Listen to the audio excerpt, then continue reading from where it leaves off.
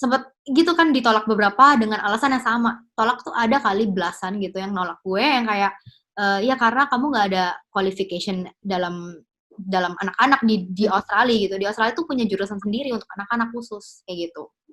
Oh. Early childhood Tapi namanya, ya. heeh.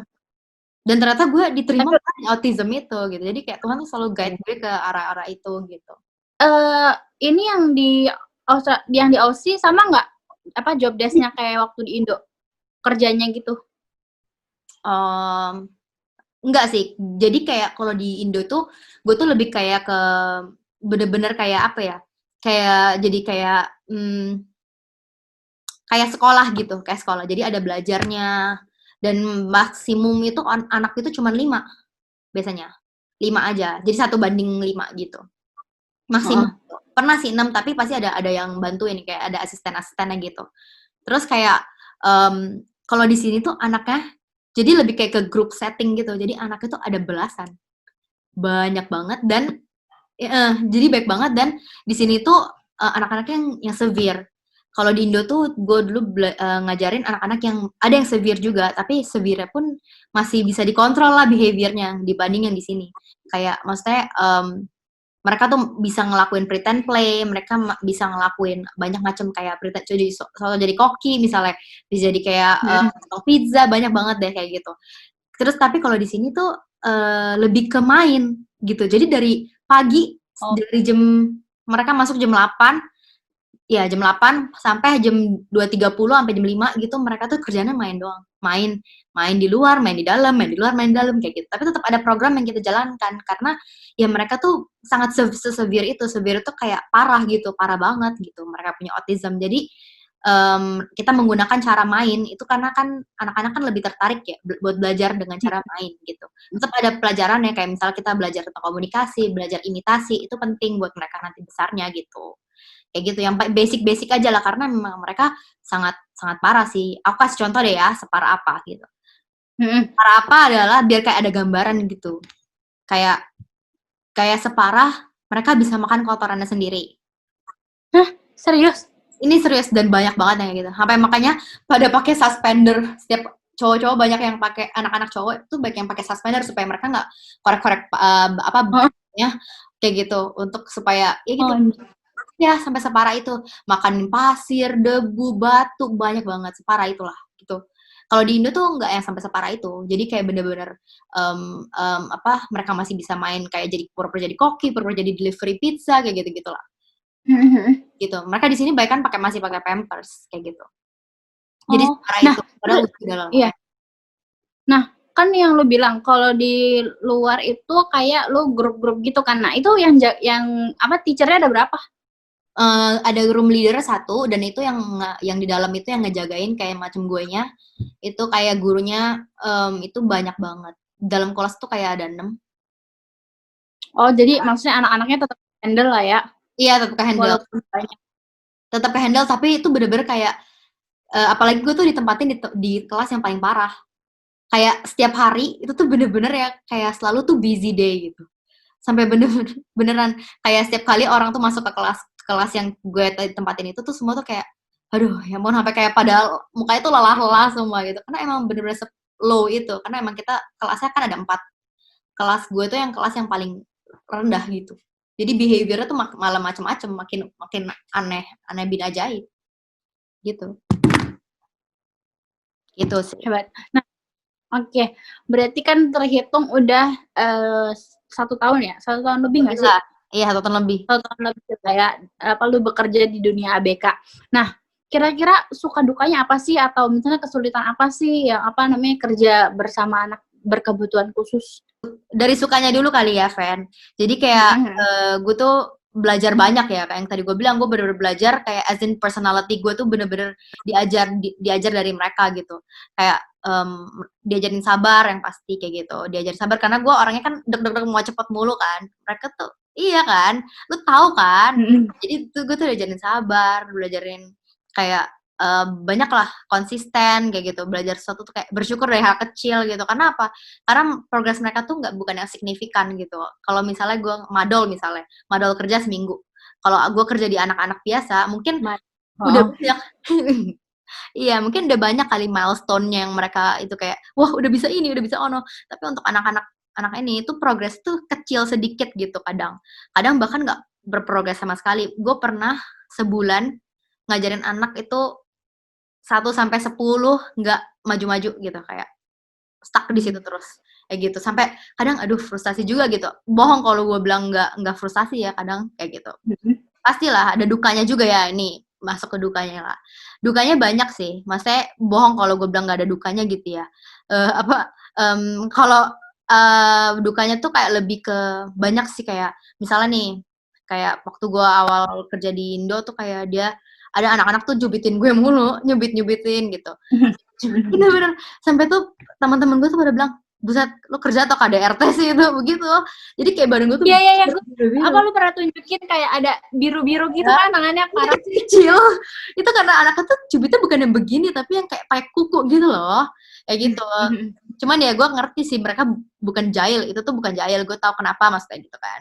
Jadi kayak terus kemarin nih, baru kemarin beberapa hari lalu tuh ada kejadian gini, ada anak di sini dia tuh suka pegang tekstur gitu. Nah gue tuh kan kalau kerja suka pakai legging kan, jadi tekstur kainnya itu beda kan. Kalau legging kan lebih stretch gitu kan. Dia suka pegang-pegang. Lagi dia kesel dia pelorotin. Untung masih Oh gue my god. tahan. Iya, baru kemarin nih beberapa hari lalu. Gue kayak pusat. Untung banget gue masih bisa tahan itu.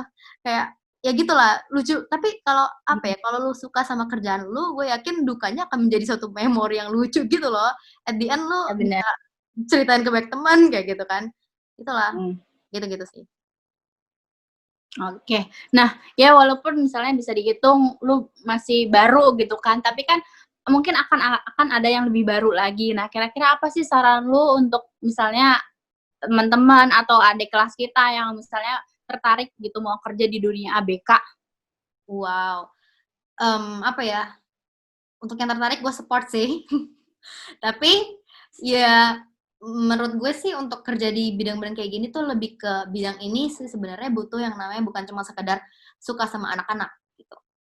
Karena lebih dari itu kayak gitu. Karena ketika lu suka sama anak-anak, lu jadiin itu alasan, menurut gue lu bisa jadi nggak suka. Ngerti nggak sih? Bisa jadi nggak suka dengan anak-anak ketika lu hadapan dengan anak ABK gitu. Tapi ya Benar-benar. lu harus bener-bener sayang, maksudnya sayang sama anak-anak dan bener-bener mau mereka improve gitu. Gitu sih, kayak karena jarang orang yang maksudnya kerja dan bisa melihat their their ability instead of their level gitu. Gitu sih. Jadi kayak Oke. gitu. Kalau misalnya dilihat-lihat udah lumayan menemukan passion-nya ya, Rachel? Oh, betul sekali. Kayak gitu dong, ya kan? Jadi malu. Ya, nah, kalau boleh tahu nih, kira-kira satu kata buat anak berkebutuhan khusus itu apa sih menurut lo? Superhero, asik.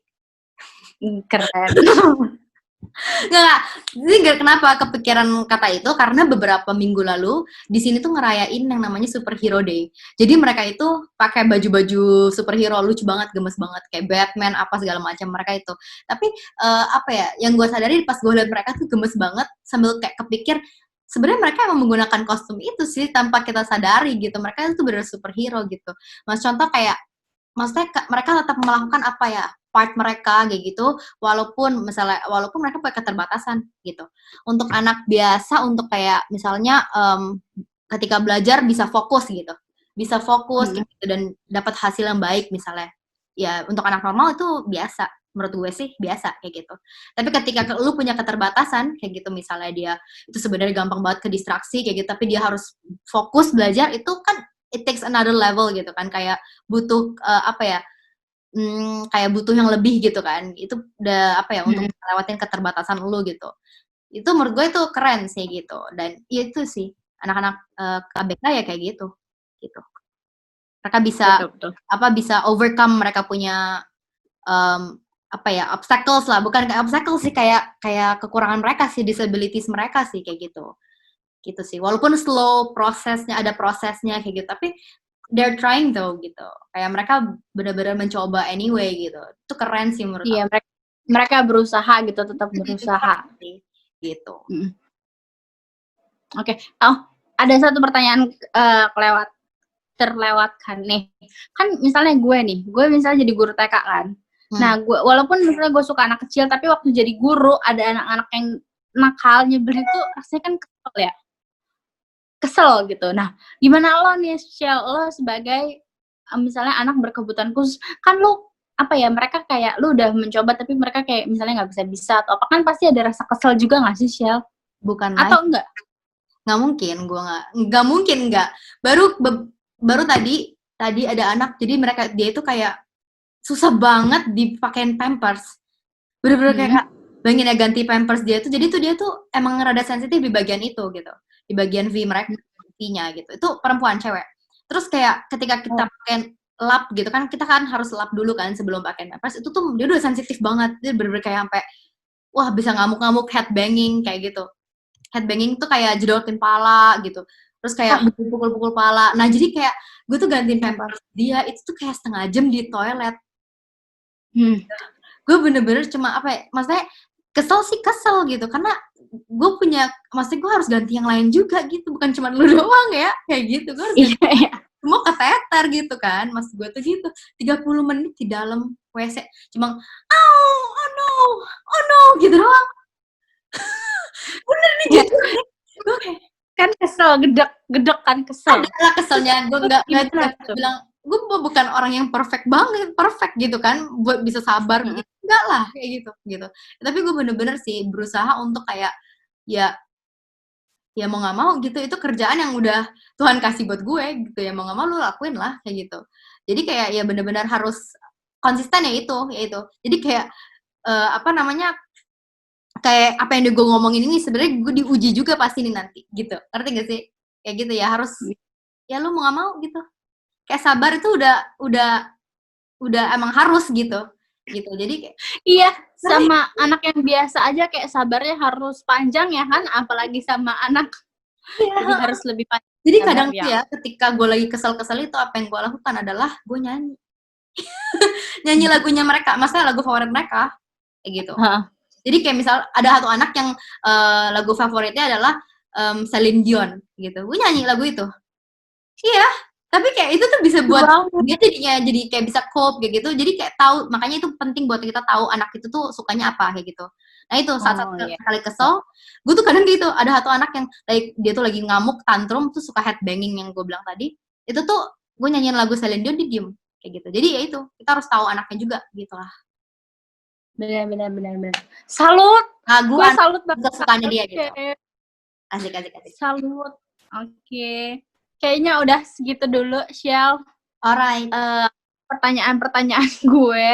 Alright. Semoga bisa menginformasi orang-orang gitu yang misalnya mau tahu anak berkebutuhan khusus tuh kayak gimana sih. Terus kita sebagai fresh graduate itu bisa nggak sih kerja gitu kan? Dengan anak berkebutuhan khusus atau kerja di luar negeri. Ini kan lumayan ada informasi sedikit dari Rachel. Terima kasih banyak, Rachel. Sama.